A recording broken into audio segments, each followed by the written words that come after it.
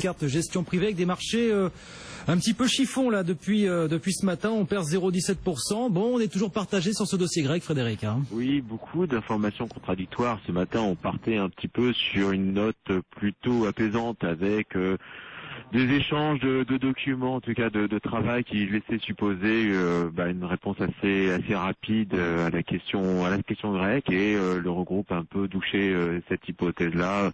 A priori, on n'aurait pas quand même une réponse rapide, en tout cas peu probable avant le 5 juin, donc ce qui va laisser quand même un marché sur sa faim et générer des tensions à tel point qu'on a l'euro-dollar qui varie assez fortement aujourd'hui. Oui. On a également les chiffres d'inflation qui peut-être inquiètent un petit peu, et on voit notamment le marché obligataire monter assez fortement. Le 10 ans français est passé de 0,87 à 1 et le taux 10 ans allemand de 0,47 à 0,67.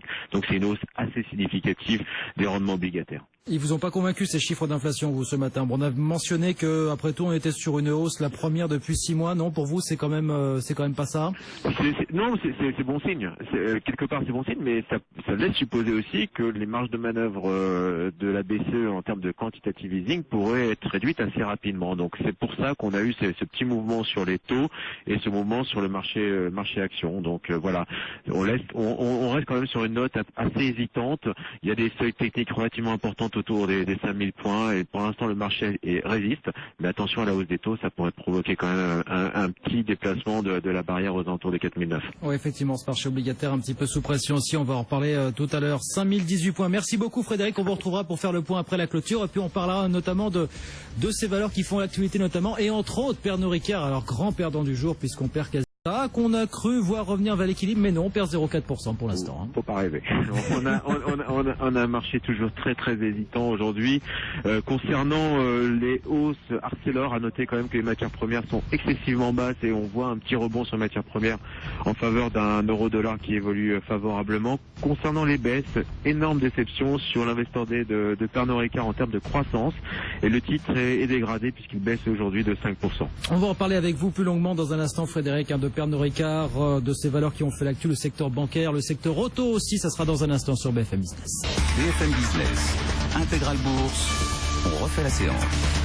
On refait la séance avec nos invités ici en plateau. Marc Renaud, le président de Mandarine Gestion, avec Cyril Valéry, le gérant de Groupama Asset Management. Et puis on retrouve par téléphone quelques instants Frédéric Rosier, le conseiller d'investissement de Mescart Gestion Privée. Frédéric, on voulait dire un mot, effectivement, vous vouliez nous dire un mot plus en détail de Pernod Ricard. Lanterne rouge ce soir qui perd 4,8%. Apparemment des projections données lors de la journée investisseurs qui ont laissé les marchés un petit peu sur leur faim. Oui, on est assez loin d'ailleurs des guidance données et ce que anticipaient les analyses. Donc on est sur une croissance qui risque d'être nulle, ou en tout cas avec une très faible croissance. Je note quand même un discours qui change sur le marché. Vous savez, on a mis souvent en avant, notamment dans le secteur automobile, la Chine comme facteur de croissance, et je trouve quand même une sémantique totalement différente en ce moment, et on met de plus en plus en avant l'Inde.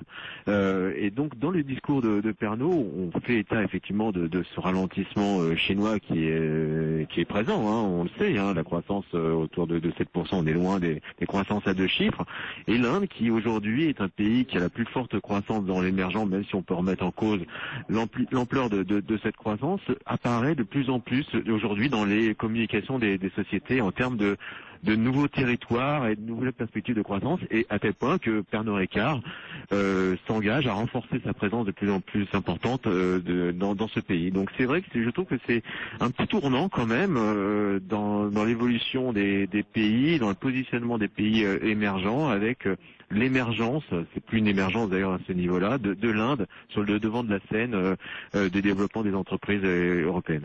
Petit tour d'horizon aussi de voir ce que nous en pensent nos invités. Marc, sur effectivement ce que nous dit Pernod aujourd'hui et cette nouvelle vision finalement des émergents. Pernod Ricard fait partie de ces secteurs, valeurs et secteurs qui ont été à la fête en début d'année. Moi je les avais vendus parce que tout ce qui est boisson, santé, food, tout ça avait explosé. On était allé chercher un plus haut il n'y a pas si longtemps sur Pernod. Voilà, donc c'est quand même une société, c'est c'est vraiment un titre qui s'était beaucoup repris. Pour moi, il avait atteint son prix, disons. Et là, très sincèrement, oui, je concède qu'aujourd'hui, ce qu'ils annoncent n'est pas très réjouissant en termes de perspective de croissance. Mais moi, je trouve que c'est une magnifique société. Et si elle baisse à cause de ça, parce que juste l'année s'avérera être une année de faible croissance, moi, je considère que ce sera plutôt une opportunité de s'y réintéresser. C'est une boîte extrêmement solide, très bien gérée, qui effectivement, quand elle perd des perspectives de croissance, en Chine, c'est pas seulement qu'ils vendaient beaucoup, c'est qu'ils vendaient à des prix indécents. Oui. Donc ça, ils vont pas le retrouver vite partout. Mais c'est une société qui a des potentiels de croissance. On vient d'en évoquer un. Cyril, sur Pernod Ricard, et puis sur effectivement, on parlait de l'Inde un instant avec Frédéric, alors, le développement. Il faut rappeler d'abord les deux messages de cette journée investisseur par les dirigeants de Pernod Ricard. Hein, ça, c'est pas du tout fait dans l'urgence. D'abord une croissance, alors moyen terme de l'ordre de 4 à 5%, c'est une croissance organique, oui. Donc sans les acquisitions, avec l'idée que le chiffre d'affaires augmentera de l'ordre de 4-5%, le résultat opérationnel peut-être un tout petit peu plus. Ça, c'est le premier message. Le deuxième message, c'est on est plutôt optimiste sur un redressement en Chine. Et là, je rejoins ce que Marc vient de dire sur le fait qu'on ne reverra pas les stratégies de prix et les fortes rentabilités qu'ils avaient eues. Mais enfin, on peut imaginer un redressement de la Chine. Plutôt l'optimisme sur les États-Unis, à la grande surprise un peu peut-être des marchés, c'était le seul point positif. Mais clairement, il y a eu une vraie question sur l'Inde. Pour que vous ayez une notion, chez Groupama Asset Management, aujourd'hui, on a une prévision de la croissance de l'Inde en tant que telle, l'ordre de 8%. Clairement, la Banque centrale là-bas est en train de prendre un peu le pouvoir en tant que tel. Bien, elle a encore baissé ses taux récemment, de bien gérer le pays pour gérer cette pause de la croissance à un moment ou à un autre. On ressent dans les différents intervenants, on va peut-être penser à Vodafone, on va penser à Pernod Ricard, sur plein de métiers différents, un certain ralentissement en Inde. On peut espérer que la Banque centrale aide un petit peu tout ça. Clairement, pour Pernod Ricard, ça reste une question.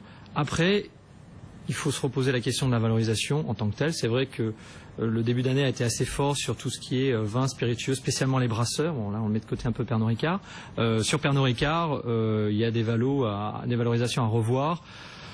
Moi, je dis toujours que c'est un métier avec des progressions de l'ordre de 3-4% qui me paraissent assez normales pour ce genre de métier. C'est vrai qu'on a connu des périodes un peu extraordinaires ces dernières années. On va penser à Rémy Cointreau sur la Chine, on va penser à l'Inde ou aux États-Unis pour des vins et spiritueux. Bon, pour autant, voilà. Tout ce qui est joué autour des phénomènes de la lutte contre la corruption en Chine aussi. Voilà. Pour autant, il y a une bonne visibilité des profits. Bon, je pense que les dirigeants ont permis de reposer un petit peu le consensus qui commençait peut-être un peu à rêver. Frédéric Rosier, je ne sais pas si vous voulez ajouter quelque chose sur ce dossier. Et sinon, il y a ce dossier automobile dont vous vouliez nous dire un mot ce soir, hein, Frédéric. Oui. Là, on va parler de valorisation et on a tous joué le secteur automobile et notamment des restructurations à l'instar de ce qui s'est passé sur Peugeot. Et on faisait état d'un ralentissement chinois et c'est le cas sur le secteur automobile où les chiffres étaient plutôt moyens. On l'a vu notamment sur les ventes de Volkswagen avec des surcapacités qui arrivent de plus en plus. Vous savez que beaucoup de constructeurs se sont installés en Inde, ont construit de nouvelles usines. Les constructeurs chinois également se sont de plus en plus développés et on a ce marché qui a tendance à ralentir.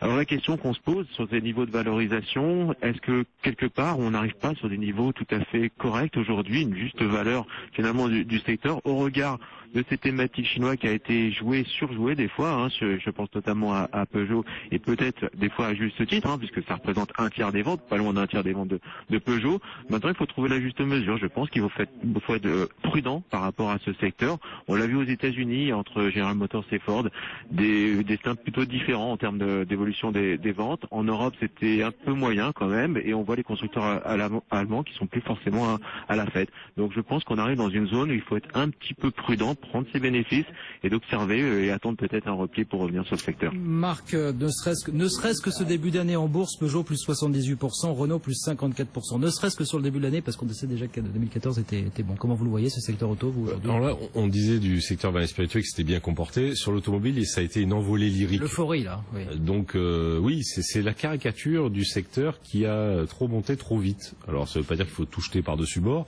mais en termes de valorisation, les décotes ont été supprimées. On s'est mis à payer le rêve, en l'occurrence chinois.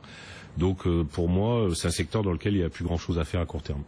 Cyril, sur le secteur auto Alors, premièrement, je noterai, parce qu'on en a parlé tout à l'heure, il y a eu les immatriculations françaises qui, c'est là où c'est intéressant, qui montrent un recul de l'ordre de 4%, mais en fait, tout de suite, on le nuance en regardant qu'en fait, avec toutes les histoires de jours ouvrés, le mois de mai était un peu particulier, comme on le sait en France, la progression elle est plutôt de 7%. Donc, quand même, on voit encore des progressions des ventes et des immatriculations. Les immatriculations allemandes étaient un peu moins bonnes. Et puis, on a eu le commentaire sur la partie immatriculation américaine.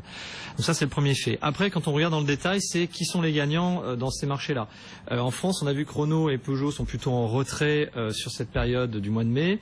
C'est un peu des choses qu'on a vues aussi depuis le début de l'année. À l'inverse, les entreprises étrangères sont, elles, plutôt en hausse, à part un petit peu Volkswagen qui est un peu de côté, qui est plutôt au milieu de chemin. Qu'est-ce qu'on joue aujourd'hui sur beaucoup de ces dossiers? Premier élément, soit on a joué et placé sur une revalorisation. On pense à certains équipementiers qui étaient vraiment faiblement valorisés. Quelques entreprises type Peugeot qui a quand même frôlé la disparition complète il y a 1 an et demi. Donc il y avait un certain retour. Donc quand on donne 60% de hausse des cours et même plus avec l'année dernière, c'est vrai que ça paraît énorme, mais en fait, il faut relativiser de là où on était tombé.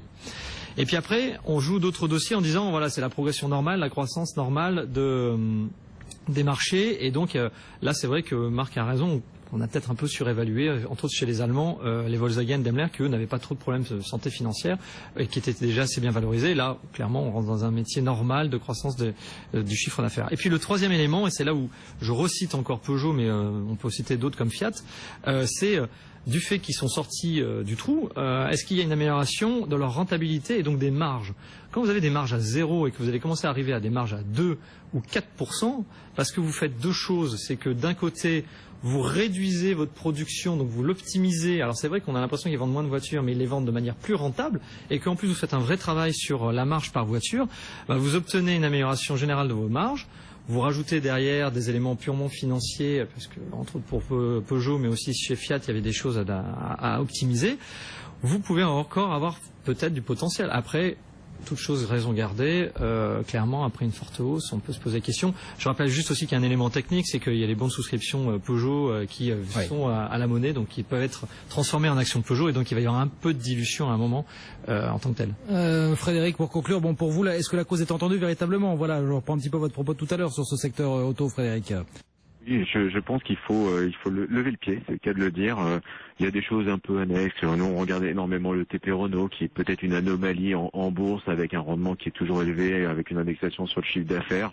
Voilà, et Fiat, sur lequel on aura une belle histoire, notamment avec l'introduction de Ferrari. Mais c'est clair, aujourd'hui, sur Renault ou Peugeot, on estime qu'on est sur des justes valorisations en attendant d'avoir peut-être une accélération des ventes dans les prochains trimestres. Voilà, Peugeot notamment qui termine ce soir à 18,61 €. Merci beaucoup Frédéric d'avoir été avec nous ce soir encore sur BFM Business, conseiller en investissement chez Mescart Gestion Privée. 17h47, messieurs, on marque une courte pause.